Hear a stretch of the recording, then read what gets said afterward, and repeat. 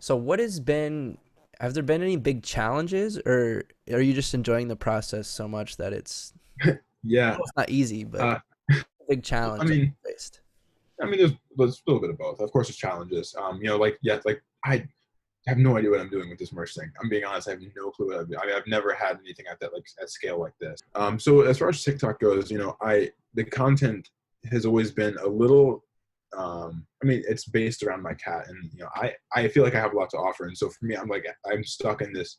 Not anymore. I feel pretty comfortable where I am now, but I was in this thing where I wanted to change my content, but I was so afraid and of losing followers or whatever. I mean, and so I think it's just it's challenging to get comfortable on the app just because it moves so fast. And I think internally, just like what the kind of content that I'm creating and moving forward, how to create longevity with my platform, that's been a pretty big challenge. But you know, I you get so tied up in the numbers, and I realized that I was shooting for the or what it was swinging for the stands every post, like trying to make every post go viral, and I was becoming every time I did that, the video didn't do well. I would get less and less, encouraged to want to make more content. Now I'll post a video if it gets, a tenth of what I'm used to. I'm okay with it because I like the video. It's just, that's tough to get used to. And but besides that, honestly, it's been a lot of fun, and I'm not trying to put too much pressure on myself for it. So keep Right. it Yeah. light. In your video where you talk about getting 1 million followers, I think you said it pretty well there. You're just like, I'm just having fun, and I Yeah. want to keep Yeah, having fun. So, yeah, and for that's how sure. you defined success at the beginning. So Mhm. it's pretty awesome. Yeah, Have and you that, you said that community has been important. Has there been any mentors or anybody that has like really helped you through uh guiding you through this success? yeah. So there's like some TikTokers who I've been in contact with, since I started, who've been very, very kind. There's Nice Michael, Morgan Drinks Coffee, and I would say um, those are the two people who've really like helped kind of coach me a little bit. And it's not like I'm not asking them questions every day, but whenever I do ask them something, they're always willing to help.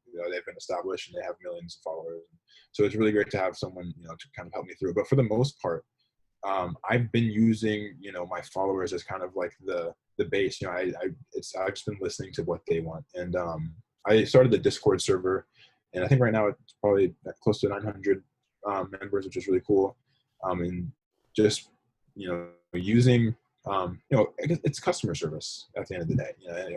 Not that my followers are customers, but I'm treating it like that in the case where they have suggestions, and I really always try and listen to them. Right. And so I've been using them kind of as my mentor in a way. So That's that's a really interesting take on that. yeah. To your audience is your mentor. So Mhm. what's some of the best advice you've received in the past, however, the six Oh, months since you started? God, so much advice. Be yourself. There's my favorite TikToker is Brittany Broski. She's a kombucha girl.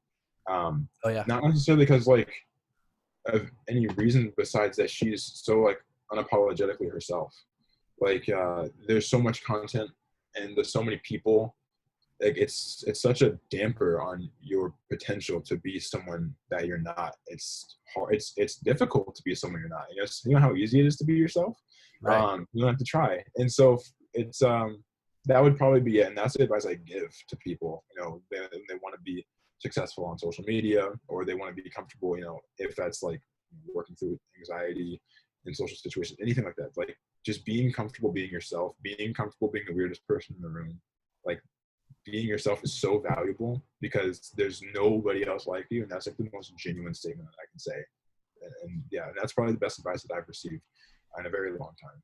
Yeah. That's that's good advice, and I think that relates back to my question earlier that if you go viral for something you don't necessarily want to be identified with. Yeah, and that's where it gets tough. Yeah. Yeah, because like obviously I see the value in a platform like TikTok where you can get an audience that is genuinely interested in the content you're creating.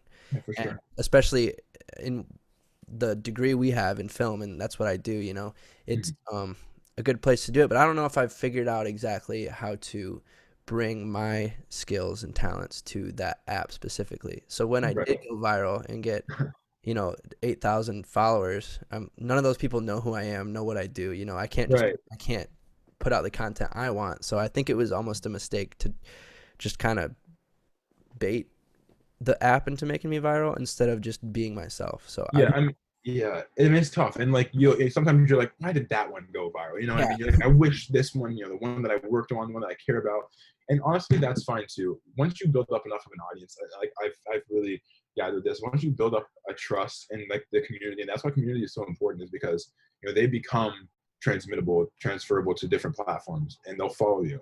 You're generating super fans, and they're very valuable, to you and your content. Also, as far as business goes, they'll buy your merch, they'll support you, however they can. But that you're really building that audience. And like if the content that I make, yeah, I make like wholesome cat content and things like that. But you've seen my short films, they're not yeah not necessarily that way. And so that's something I'm gonna continue to do. I'm just building a platform for it where the people, I would say that the 900 people in the Discord will follow me anywhere. And that's not to say that like I'm some sort of great leader, but I've just built a trust and a relationship with all of them, and we're close. And so I think that's important.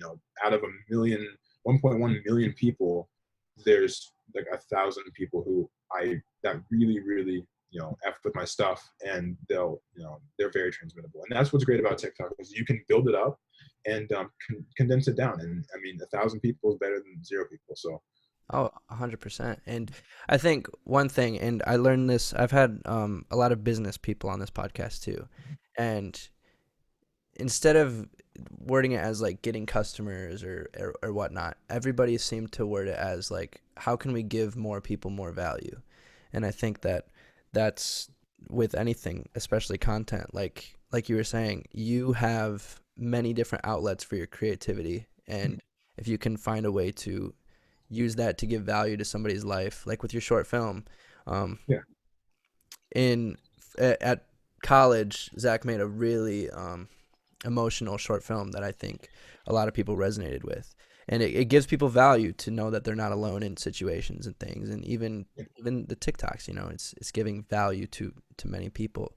So to your point of having this content that you're kind of known for, but then also you have a different style that you like to create. I think a creator that you said you like is like Casey Neistat. If he came out with a horror movie tomorrow, I'd be like the first one to watch it because yeah, it's just you're a fan of him. yeah, exactly. And you're gonna watch no matter what he does. Yeah, because Yeah. his content gives you value. That's